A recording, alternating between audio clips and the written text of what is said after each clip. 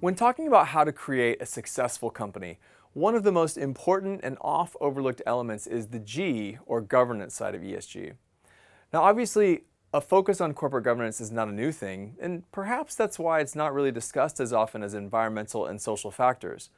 Corporate governance is built into the very fabric of any incorporated entity, and indeed, governance permeates every aspect of ESG. But for this very reason, it is essential that governance be treated as just as important, if not more so, than the other elements of ESG. Simply stated, companies with good corporate governance are more likely to make ethical and smart decisions that are in the best long-term interest of their stakeholders. Now, while there are a lot of companies out there that we could point to as good examples of corporate governance, sometimes it's easier to learn by observing what not to do. So today, we're going to highlight and analyze one of the most prominent corporate failures of the past few decades, Theranos. Now, maybe you're one of the millions of people around the world that don't like to be stuck by a doctor's needle. Well, Theranos' founder Elizabeth Holmes claimed to be so scared of needles that it was partly what inspired her to found the company.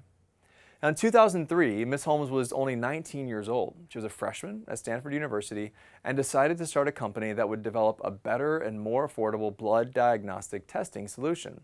Knowing that people all around the world had to frequently draw blood in order to get tested for disease, she saw an opportunity to build a business. Now, her idea was to create a blood diagnostic testing device that could perform hundreds of tests with just a few drops of blood. And her idea was immediately heralded as revolutionary and inspiring, if perhaps ambitious or maybe even dubious. Now, eventually, Theranos claimed that their devices could perform hundreds of tests from a single drop of blood, and the company's solutions were as much as 50 to 80% cheaper than other similar solutions in the market. Now, Holmes' vision for Theranos was, quote, a world in which no one had to say goodbye too soon. And in the early years of the company, it seemed like she may just accomplish that goal. Soon, Elizabeth Holmes was a household name. She was crowned as the world's youngest self-made female billionaire, and in 2014 was named as one of the richest American billionaires by Forbes, with her personal wealth estimated at $4.5 billion. Holmes' face adorned the cover of Fortune, Forbes, Glamour, and many other top publications. Holmes dined at the White House, joined the Board of Fellows for Harvard Medical School, and was named by Time magazine as one of the 100 most influential people in the entire world. Now, there's only one problem. Just about everything about Ms. Holmes' public persona and Theranos, the company she founded, was a lie. In 2015, John Carreyrou from the Wall Street Journal started publishing articles exposing Theranos for misleading customers, partners, and investors. He claimed that Holmes and Theranos commercialized their blood tests and experimented on real patients despite knowing that their technology didn't work and that their tests were flawed.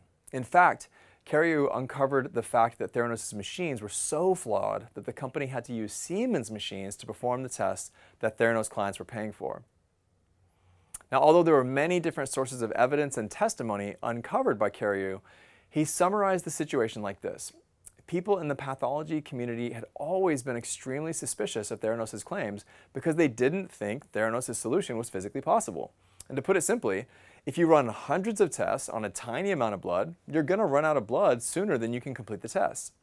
So Carreyrou's Wall Street Journal expose reports, along with the bravery of a few whistleblowers from within the company, began Elizabeth Holmes' and Theranos' fall from grace.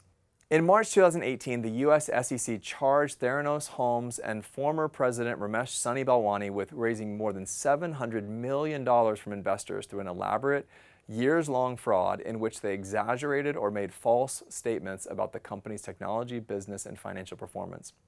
And in November of 2022, the U.S. Department of Justice sentenced Holmes to more than 11 years in federal prison. Now, that all may sound pretty crazy, but it's important to remember that Elizabeth Holmes was only 19 years old when she started Theranos.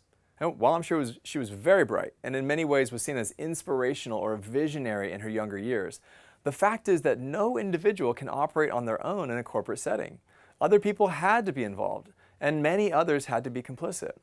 So with that in mind, when the scandal came to light, the question that baffled most people was, how did Holmes pull off this massive fraud for so long? Or more specifically, how did the board of directors of Theranos allow this to happen in the first place?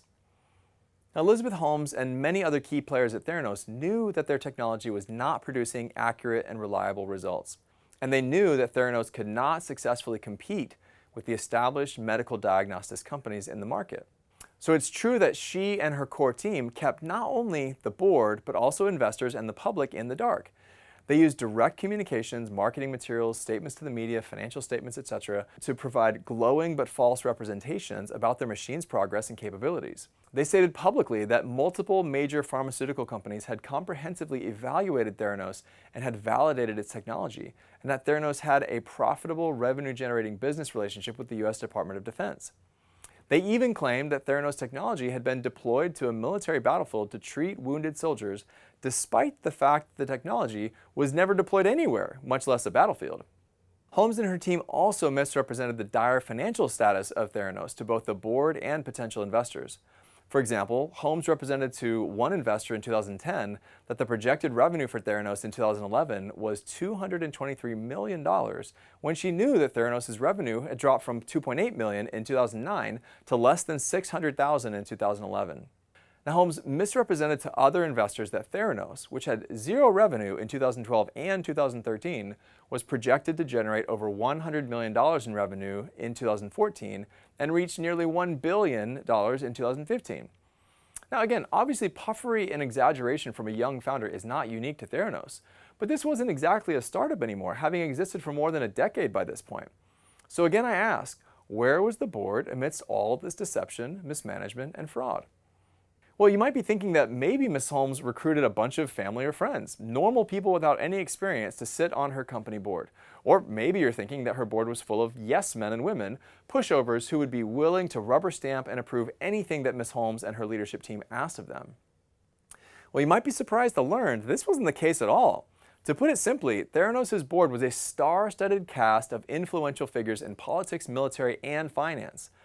In addition to the inside directors of Elizabeth Holmes herself and Ramesh Sunny Balwani, the president of the company, the board was comprised of independent non-executive directors, often called INEDs, like George Shultz and Henry Kissinger, both former secretaries of state for the U.S. government, Dick Kovacevich, former president and CEO of Wells Fargo, James Mattis and William Perry, both former U.S. defense secretaries, Sam Nunn, an ex-U.S. senator, Gary Roughead, a retired Navy admiral, and William Frist, an ex-U.S. senator and heart and lung transplant surgeon, and finally William H. Fogg, former director of the U.S. Centers for Disease Control and Prevention. Now, that is an incredibly powerful and influential list of men, making it even more remarkable, at least in my opinion, that a young woman who only had one semester of university under her belt before she dropped out and started Theranos, to make it that she would be able to perpetuate this kind of mega fraud so successfully for so long. Now, people have speculated on how such an experienced board could have failed in its responsibilities so significantly. For example, some have argued that the board members' lack of knowledge in healthcare led them to misunderstand and therefore rave about Holmes's and the company's technology. And James Mattis, for example, said that Holmes was, quote, really a revolutionary in the truest sense. And Henry Kissinger said that she had, quote, an ethereal quality. She's like a member of a monastic order.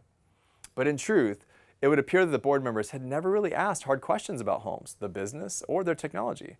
For example, at Holmes's trial, General James Mattis said in his testimony that he thought all along that Theranos was doing tests using their own technology. Well, maybe General Mattis would argue that even if he and others had asked hard questions, it wouldn't have gotten them anywhere. It is true that Holmes and her team worked very hard to hide the reality of the company and its technology from pretty much everyone. According to the accounts of former Theranos employees, there was a culture of secrecy, and the company was arranged in a way that everyone was purposely siloed. Security cameras and security guards were placed everywhere in the office, and the company's computer network was set up in a way that prevented any exchange of instant messages. And the fear of losing their jobs prevailed amongst Theranos employees, and the threat of litigation was always in the air when you worked at the company. Employees knew that Theranos had sued former employees in the early years of the company, so this threat was very real. And from a governance perspective, it certainly didn't help that Theranos had a dual-class shareholding structure that gave Holmes 100 votes for every vote held by other shareholders, essentially allowing her to retain total control of the composition of the company's board, even if she became a minority shareholder. Okay, so there was a lot of problems and probably a lot of legitimate reasons why the board of directors had a harder time than normal in properly governing the organization.